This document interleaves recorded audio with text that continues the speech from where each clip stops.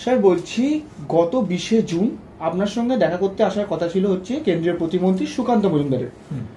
সেখানে দাঁড়িয়ে দেখা গেল যে দেখা তো হলো না, উল্টে সুকান্ত মজুমদারকে যেমন গ্রেপ্তার করা হলো অমনি আপনাকেও লালবাজারে নিয়ে গিয়ে হেনস্থা করা হলো। কারণটা যদি একটু বলতেন। কারণটা আমার জানা নেই। আমি তো ওয়েট করছিলাম একজন অতিথি আমার বাড়িতে আসবেন, সে তার আশা হলো না, সে আটকে রয়েছে 1 ঘন্টা ধরে জ্যামে নাকি দাঁড়িয়ে, পুলিশ নড়তে দিচ্ছে না, এইসব খবর পেতে পেতে একসময় শুনলাম উনি নাকি অ্যারেস্ট হয়ে যাচ্ছেন। ওর 2-1 ছেলে আমার কাছে এসে, আগে বসেছিলেন, আমরা চা মিষ্টি সাজিয়ে বসে আছি, শুনলাম উনি অ্যারেস্ট হয়ে যাচ্ছেন। এটা শুনে আমি খুব অবাক হয়ে গেলাম। তো আই ডিসাইডেড যে আমি হেঁটে যাব, গিয়ে ওনার সাথে দেখা করে আসবো। আর ফিরেই যদি যান, অ্যারেস্ট যদি হন, এটা হতে পারেন এরকম শুনছিলাম। গিয়ে আমি ঝামেলার মধ্যে পড়ে গেলাম এবং ওইখানে তুলখালাম কাণ্ড পুলিশের সঙ্গে বিজেপি সাপোর্টারদের, এবং ওনাকে তো আসতে দেওয়াই হলো না। উনি আমার মার সঙ্গে দেখা করবেন বলে আর আমাকে কথা দিয়েছেন বলে না আপনার বাড়িতে হেঁটে যাব। যেই উনি হেঁটে মানে যেতে শুরু করেছেন, আমিও হেঁটে দেখলাম দুজনেই অ্যারেস্ট হয়ে গেলাম। ওনাকে তো প্রথমে তুললো, তারপরে ভাবলাম যে তুলে গেছে, আমাকে যেতে দিন, আমি চলে যাচ্ছি, আমার মা একা। আমি তো বুঝতে পারিনি ব্যাপারের গুরুত্বটা। অ্যারেস্ট তো কখনো হয়নি, অ্যারেস্ট হয়ে গেলাম। কিন্তু স্যার পুলিশের তরফ থেকে সুকান্ত মজুমদারকে যেটা শোনা যাচ্ছিল যে বলেছিল নাকি আপনি ঘরে নেই, তার জন্য বাধা দেওয়া হচ্ছিল। ওটা কমপ্লিট মিথ্যে কথা। কারণ আমি এই সকাল 11টা থেকে গিয়ে এমনিতেই আমি মার কাছে বসেছিলাম, আর আমি সেদিন বেরোইনি। আর উনি আসবেন, আমাকে কথা দিয়েছেন, সেটা 12টা হতে পারে, 1টা হতে পারে, আমি জানি একটু দেরি হতে পারে। 1টা উনি আমায় বলেছিলেন, 1টা তো আমি 12টা থেকে ঘরে ছিলাম। একটা প্রশ্ন স্যার, যে সুকান্ত মজুমদারের সঙ্গে দেখা করা তা আপনার অপরাধ ছিল বলে হেনস্থা করা হয়েছে, না কিলক কলেজে যে সেমিনার ছিলেন মুখ্যমন্ত্রী মমতা বন্দ্যোপাধ্যায়, সেখানে আপনার প্রশ্ন করাটা অপরাধে হয়েছিল? কোন কারণে মনে হচ্ছে যে আপনার এই হেনস্থার শিকার আপনি আজকে? এত চ্যানেলে ইন্টারভিউ দিয়েছি সেম প্রশ্ন, আমার তো মনে হচ্ছে ওইটাই ঠিক। কারণ এটা একটা ভিন্ডিকটিভনেস, ইংরেজিতে যেটা বলে, সেটা একটা কি কি বাংলাটা কি, বাংলাটা মাথায় আসছে না, যেটা হচ্ছে জাস্ট একটা প্রতিশোধ কাইন্ড অফ নেওয়া। এবং সেটা আমাকে হেনস্থা করার চেষ্টা হবে আমি জানতাম, হচ্ছিল। সবগুলো তো লাইমলাইটে আসে না। সেদিন সুকান্ত বাবুর সঙ্গে দেখা করতে যাওয়াটা, ওটা একদম সবাই, আপনাদের সবাই চোখের সামনে চলে আসলো। তার আগে হয়তো অতটা মানুষ বুঝতে পারেনি। সেদিন বোঝা গেল যে আমিও একটা টার্গেট। কিন্তু আমি যদি কিলক কলেজের সেই ঘটনাটার দিকে একটু দেখি, সেখানে দাঁড়িয়ে শাসক দলের কিছুজন বলছেন যে আপনি সেখানে ডেকোরাম নষ্ট করেছিলেন। আপনার মুখ্যমন্ত্রী বলার শুরুতেই আপনি বলতে শুরু করেন বা প্রশ্ন চলেন, কি এমন প্রশ্ন করেছিলেন স্যার? ডেকোরাম নষ্ট করিনি। কারণ যারা বলছেন, আপনাদের দায়িত্ব খুঁজে বের করা তাদের কোয়ালিফিকেশন, খুঁজে বের করার দায়িত্ব তাদের ক্রেডিবিলিটি বলে একটা ব্যাপার আছে তো মার্কেটে, তার সুনামটা কি, তাই না? আর তারা কটা সভা অ্যাটেন্ড করেছেন, রাদার দেন মাস্তানি সভা। মাস্তানি সভা মানে হচ্ছে আমি যা বলবো তাই শুনতে হবে। এই যেমন আপনার শার্টটা সাদা, আমাকে বলতে হবে আপনি কালো শার্ট পরেছেন, আপনি সেটা শুনবেন, কোনো প্রতিবাদ করতে পারবেন না। আমি ডেকোরাম নষ্ট করবো কেন? আমি 25 বছর ধরে ইংল্যান্ডের মতো একটা মোস্ট সফিস্টিকেটেড কান্ট্রিতে ছিলাম। আমি ইউরোপের সমস্ত জায়গায় গাড়ি চালিয়ে ঘুরিয়ে বেরিয়েছি। আমি আমেরিকায় গেছি। আমি যা যা দেশের, যেগুলো স্ট্রাকচার্ড দেশ, যেখানে ডিসিপ্লিন, অকেশনাল ইনডিসিপ্লিন সব জায়গাতে হয়, ডিসিপ্লিন যেখানে, সেইখানে আমি মোস্ট সেন্সিটিভ জায়গা হচ্ছে হসপিটাল। সেই হসপিটালের মধ্যে ইন্টেন্সিভ কেয়ার, অ্যানাস্থেশিয়া মানে থিয়েটার, পুরো রক্তারক্তি ব্যাপার। সেইখানে কাজ করেছি 25 বছর। আমি ডেকোরাম নষ্ট করার লোক, সেটা আপনারা বিচার করুন। পাশাপাশি আপনার চিকিৎসা পরিষেবা দেওয়া নিয়েও কিন্তু প্রশ্ন তুলছেন ওনারা। ওই তুলতে দিন। আপনি আমাকে তো কে যেন কোনো একটা ছাগল, বোধহয় আমাকে ছাগলের ডাক্তার বলেছে। ছাগল হয়ে ছাগলের ডাক্তার বলার চেয়ে ওকে চিকিৎসা করে তো লাভ নেই। আমি পাগলের ডাক্তার, ছাগলের ডাক্তার না। একজন বলছে কি একটা বোধহয় ওদেরই বলেছে এটা জালি ডাক্তার, জালি নামটা তো নতুন উঠেছে, বলেছে 25 বছর কাজ করেছি। তো এদের মতোই ক্রেডিট তাহলে, এরা চুরি করে যখন রং বাজে থাকে। আমারও দারুণ ক্রেডিট, আমি জালি ডাক্তার হয়ে এতদিন প্র্যাকটিস করলাম ইংল্যান্ডে। আচ্ছা, পাশাপাশি যেটা দেখা যাচ্ছে যে মেডিকেল কাউন্সিল থেকেও আপনাকে হেনস্থা করা হচ্ছে, বা আপনি যে বিদেশে চিকিৎসা করতে বা প্র্যাকটিস করতে গেছেন সেটা জানানো হয়নি বলে বলা হচ্ছে ওদের তরফ থেকে। কি বলবেন? ওদের কেন জানাবো? এখন আপনি যদি বলেন স্যার আপনি একটু আগে পাড়ার মোড়ে দাঁড়িয়ে চা খাচ্ছিলেন, আমাকে জানাননি, হু আর ইউ? এই এখতিয়ারটা কে দিয়েছে ওকে? এইসব প্রশ্নগুলো আপনারা করুন। আমি ইংল্যান্ডে কাজ করতে গেলে, তাদের পড়াশুনো করতে বলুন যে ইংল্যান্ডের গন্ডিটা ক্রস করতে গেলে কি করতে হয়। যে কোনো কাজ, মানে একটা ড্রাইভিং জব, ড্রাইভার হবে না, highway truck vehicle licence holder, সেটা করতে গেলে কি করতে হয় একটু জিজ্ঞেস করুন। আমি হসপিটালে কাজ করতাম, নিশ্চয়ই তার কিছু পরীক্ষা আছে। আমি তো উত্তম কুমার নই যে একটা ভালো হিরো চাকরি দিয়ে দিল, সেরকম নয়। আমাকে প্রচুর কাঠখড় পুড়িয়ে প্রত্যেকটা স্টেপে পাশ করে একদম সে অগ্নি পরীক্ষা দেওয়ার মতো তবে আমি থিয়েটারে ঢুকেছি। 25 বছর ঢুকেছিলাম। আর একটা প্রশ্ন স্যার, যে কেলক কলেজে যখন মুখ্যমন্ত্রী মমতা বন্দ্যোপাধ্যায় বক্তৃতা দিচ্ছেন, সেই টাইমে যখন আপনার প্রশ্ন তোলেন, আপনাদের কি ঘাট ধরে বের করে দেওয়া হয়? প্রশ্ন তুলছেন শাসক দলের কিছু জন, বলা হচ্ছে ওদের তরফ থেকে। কে বলছে? শাসক দলের তরফ থেকে বলা হচ্ছে ওটা। তাদের কজন ওখানে ছিল? একজন দুজন হয়তো ছিল, একজন দুজন ছিল, আমি জানি, দেখেছি। কে বলেছে বের করে? আমি I worked out on my own. ওদের কোনো সাহস ছিল না, গায়ে হাত লাগালে তো আমি পুলিশ ডাকতাম। ওরা তো সেই রাত্রের জন্য কিছু, যেখানে যেমন সেই সিভিক ডাকে, ওখানে কিছু সাহেব সিভিক ডেকেছিল।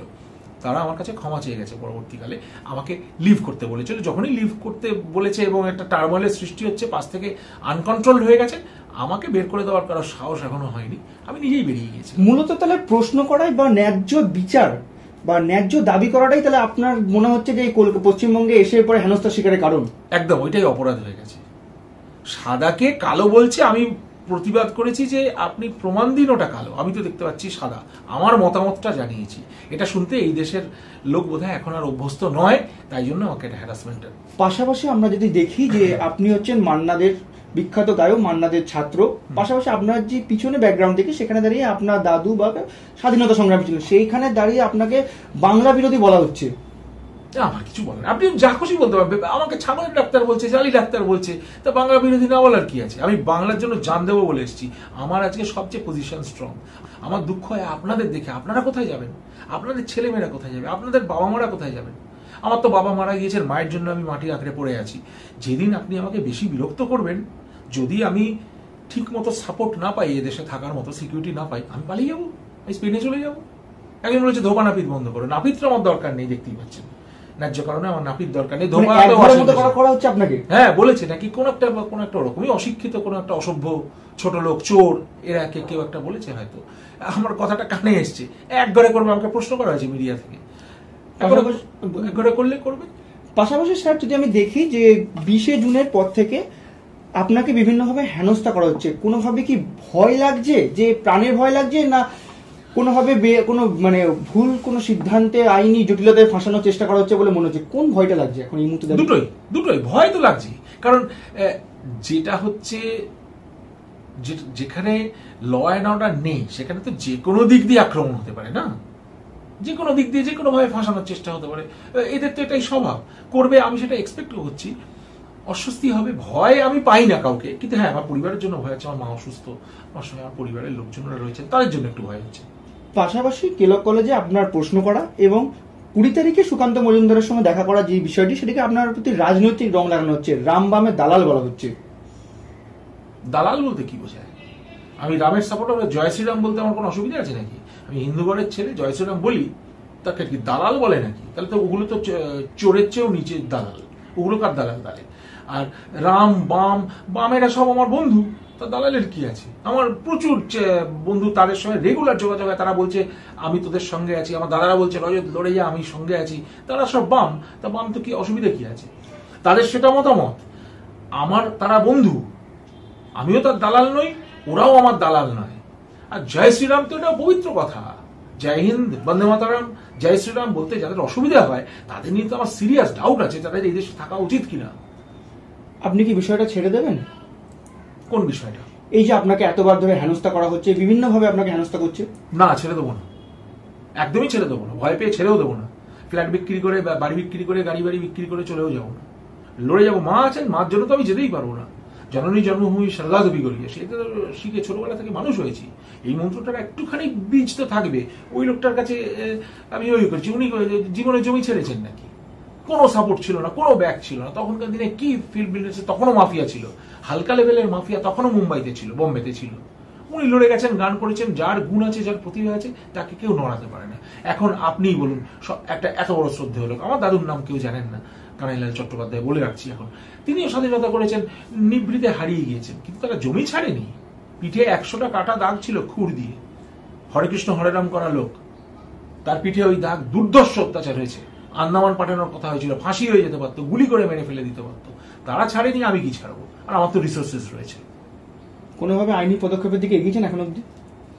চিন্তা ভাবনা চলছে, এখনো কিছু স্টেপ নিইনি। সেটা জানিয়ে দিলে তো শত্রুপক্ষ যখন আক্রমণ করছি, আমাকে তো আমার প্রোটেকশনের ব্যবস্থা করতেই হবে, সেটা নিয়ে ডিসকাস করবো না। তবে চিন্তা ভাবনা চলছে, আমাকে তো বাঁচতে হবে না, আমার প্রোটেকশনটা নিতে হবে। আমি বোকার মতো রাস্তায় গিয়ে তো মানে একটা মঞ্চে দাঁড়িয়ে বলি হব না, আমি চেষ্টা করব। প্রোটেকশন বা সুরক্ষার কথা যখন বলছেন, বিরোধী দল থেকে যে সকল রাজ্যে পশ্চিমবঙ্গে শাসক দল অতীত বিরোধী দল যে সমস্ত আছে তারা কোনোভাবে কি আপনাকে প্রোটেকশনের ব্যবস্থা করে দিয়েছে? হ্যাঁ, করছে, করে দেয়নি, কারণ একদম এখন তো ব্যাপারটা রং লাগানো দালাল টালালের কোনো ব্যাপার নয়। শুভেন্দু অধিকারী আমার বন্ধু, ভাইয়ের মতো আমাকে দাদা বলে ডেকেছে, আমিও তাকে ভালোবাসছি। ডক্টর সুকান্ত মজুমদার গুণী মানুষ, প্রফেসর, ক্যাবিনেট মিনিস্টার, ইলেকশনে জিতে ওনার এমপি তো, হ্যাঁ এমপি, সম্মানীয় ব্যক্তি। কথা বলে তো দারুণ লাগলো, শুভেন্দুবাবুর সঙ্গে কথা বলে দারুণ লাগলো। এরা আমাকে যদি ভাই বা দাদা বলে ডাকে, আমি ওদের ভাই বলে টেনে নেবো এবং ওদের সঙ্গে আমি আছি। ওরা আমাকে প্রোটেকশনের ব্যবস্থা নিশ্চয়ই করে দেবে, আমি জানিয়েছি। দেখা যাক, আমি ব্রিটিশ হাই কমিশনারকেও জানিয়েছি যে একটা ব্রিটিশ সিটিজেন, আমি এখানে আছি তো, আমি তো ব্রিটিশ সিটিজেন, আমি জন্মভূমিতে বসে আছি, আমি বাঙালি, সেটা তো আর কোনোদিন নষ্ট হবে না। কিন্তু আমি ব্রিটিশ হাই কমিশনকে আজকে জানিয়েছি, এবং আমার গায়ে কেশাগ্র স্পর্শ করলে এটা নিয়ে সাংঘাতিক প্রবলেম হবে যদি আপনি সেই দৃশ্যটা দেখান। আমি চ্যালেঞ্জ করতে চাই না, এখনো অব্দি যুদ্ধটা সুন্দরভাবে রয়েছে, সুন্দরভাবেই হোক। চ্যালেঞ্জ করে কথা বলেও যদি মিটে যায়, আমি কথা বলতে রাজি আছি। ডেকোরাম ফেকোরাম নষ্ট করার লোক নই, উঁচু গলায় কথা বলি না। আমি জানি আমি কি বলছি, পড়াশুনো করে কথা বলবো, যেটা বলবো। যদি কখনো তারা সামনাসামনি বসতে চান, আমি বসতেও রাজি আছি। হেঁটে গিয়ে ওদের সঙ্গে আমি সব জবাব দিয়ে আসবো, কিন্তু পালিয়ে যাবো না। Thank you sir.